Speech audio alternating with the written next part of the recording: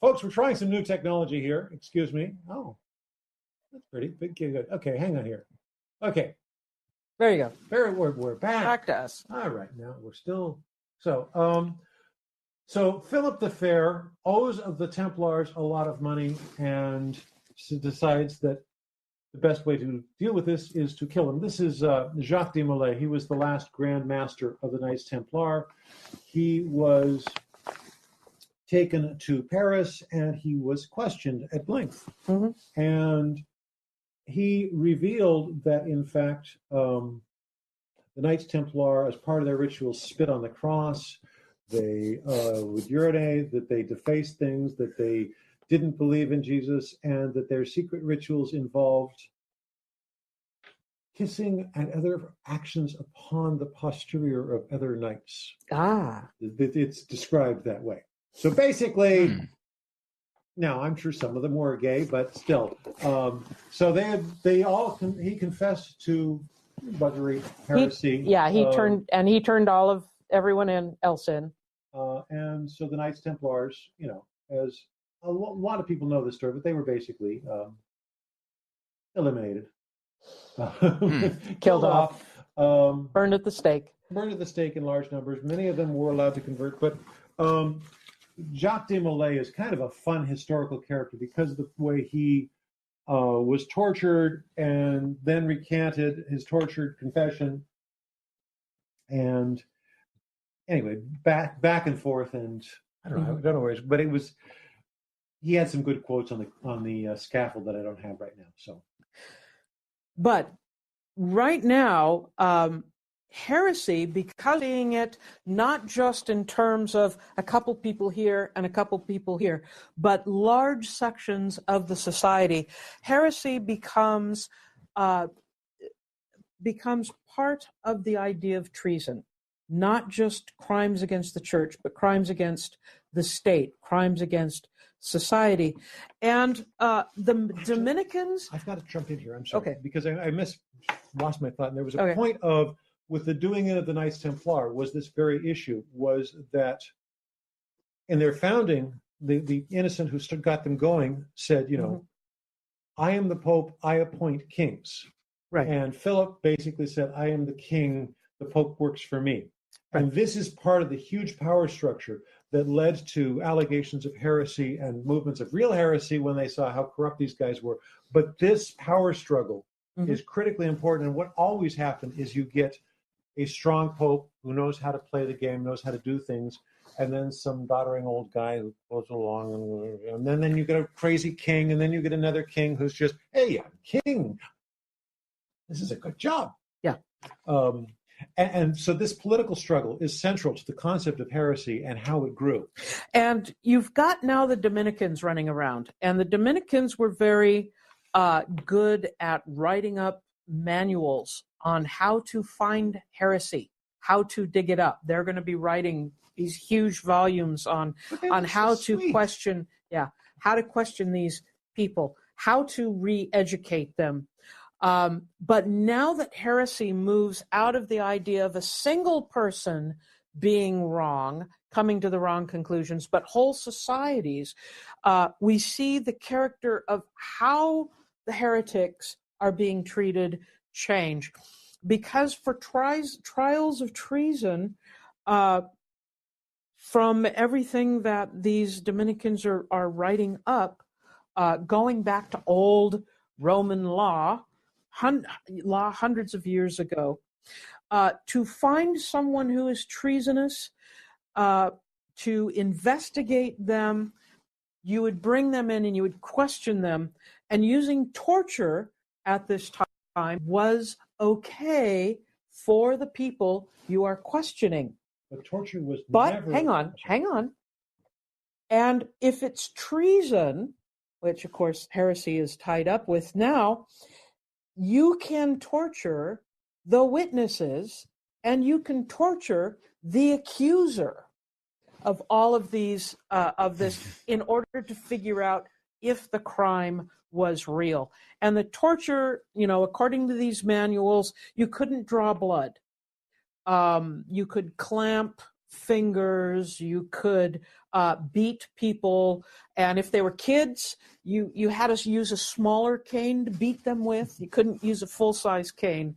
But the idea of torture and getting at the truth, they were very firmly connected in these people's minds. It wasn't the idea that, oh, these people are just going to say anything to stop the pain. That didn't occur to them. Didn't occur to them. It really didn't. Wow. And it's a strange one, because torture was never, ever part of the punishment. No, the torture is not the punishment. The torture is finding out the information.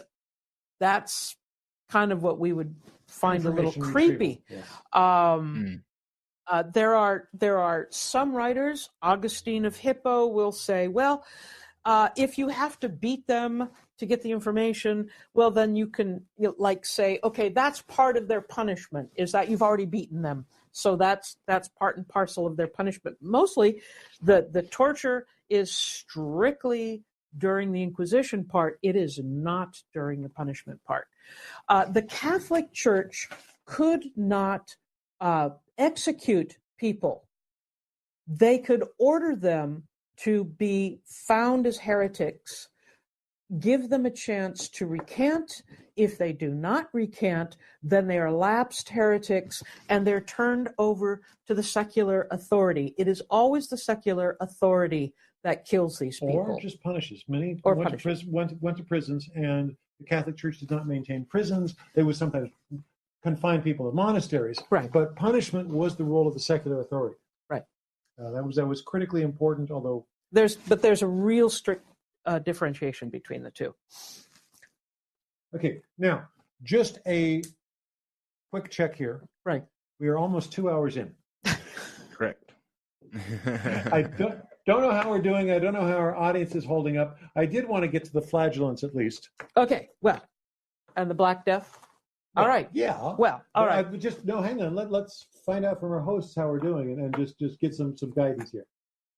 What's your time frame on getting those two things in? 10 minutes, 15 minutes? Wrap it up by 10. Does that work for That's you doable. and your audience? Go for it. Okay. All right. There were a bunch of people called flagellants. They like to beat off. Stop. Okay. There's more to it than that? More to that. 1347. What could possibly go wrong in 1347? 1347, a Genovese ship comes into its home port, onto a port in Sicily. Birds. No. The plague was spread by birds. Stop. No. The boat ties up. There are many dead people on it, and they're dead in hideous ways. They have horrible black swellings in their armpits and in their groin, and this is the bubonic plague. The bubonic plague is actually a Yersinia pestis. Yersinia pestis. It's not. It's a parasite. It's a bug parasite on a flea. Yes. in a flea, and that's carried by the rats. And once the rats die, then they feed on humans. The fleas were everywhere, so no one really noticed being bitten by fleas. So no one understood what the vector was. We know it now, but at the time, from 1347 on, the plague just spreads throughout Europe. It sometimes will skip over a town and then come back in. It will have three different ways of expressing itself. It will have the bubonic plague with the horrible swollen buboes, the swollen black lymph nodes. That killed you within 3 days. If that was, some people survived. A handful of people could survive that. There was septicemic plague, which is when it gets into the bloodstream. When somebody touches someone infected with the bubonic plague with an open cut or sore on their hand, or they lance the buboes in order to take the swelling down. So that's another way it spread. That usually killed people within 12 to 24 hours. But the worst part was pneumonic plague, which was carried by coughing. You'd spit on somebody, you'd cough on somebody. And you've got to realize these are people who lived in homes and palaces and every place else that was entirely heated by wood, and everybody cooked on wood. And so consequently, you've got an entire population that coughs constantly because they're always in smoky rooms. So this mnemonic version of it would kill within 6 to 8 hours. The eyewitness reports, or of people who they meet someone in the morning, maybe say hello to them, and by the evening they're dead, just gone.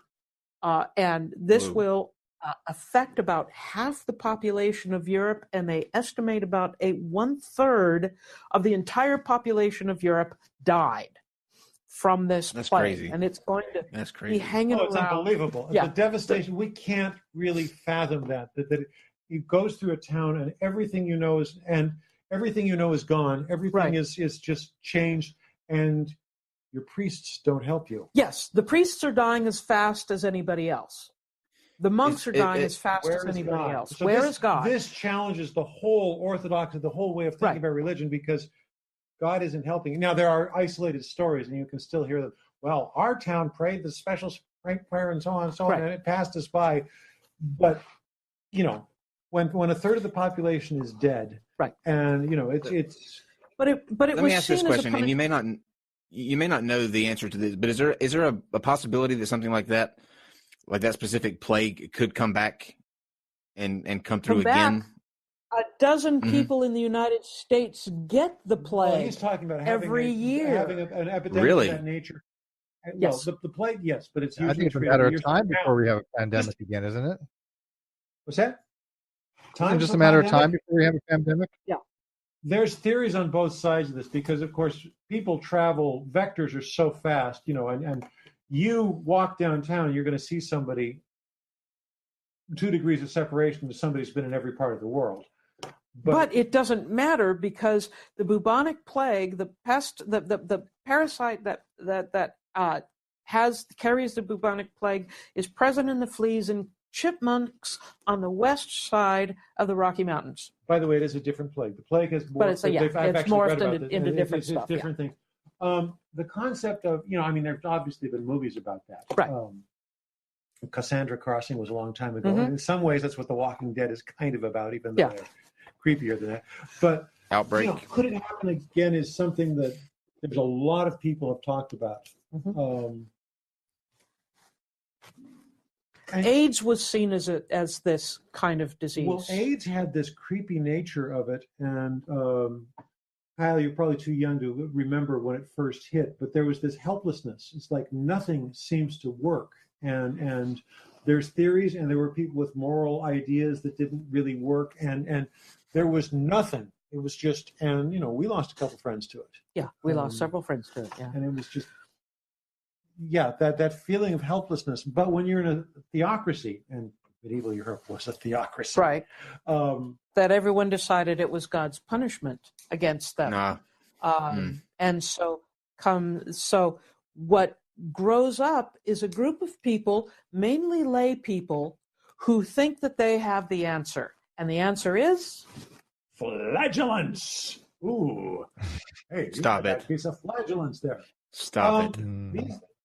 I'm sorry, I'm irreverent. Let's see though. Anyway, there's a picture from the Nuremberg Chronicle about 1400. The flagellants were groups of people. They would gather sometimes by the hundreds. They would, there's the Monty Python scene, and it's kind of true. They would walk through your town and they would beat themselves until they bleed.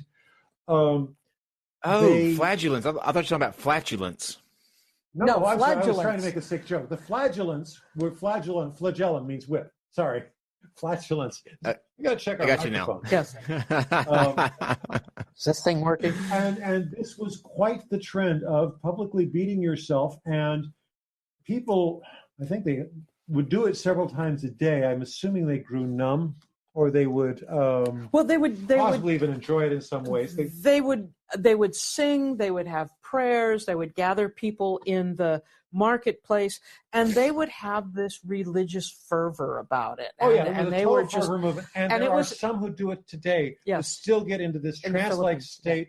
But of course, it gets to be totally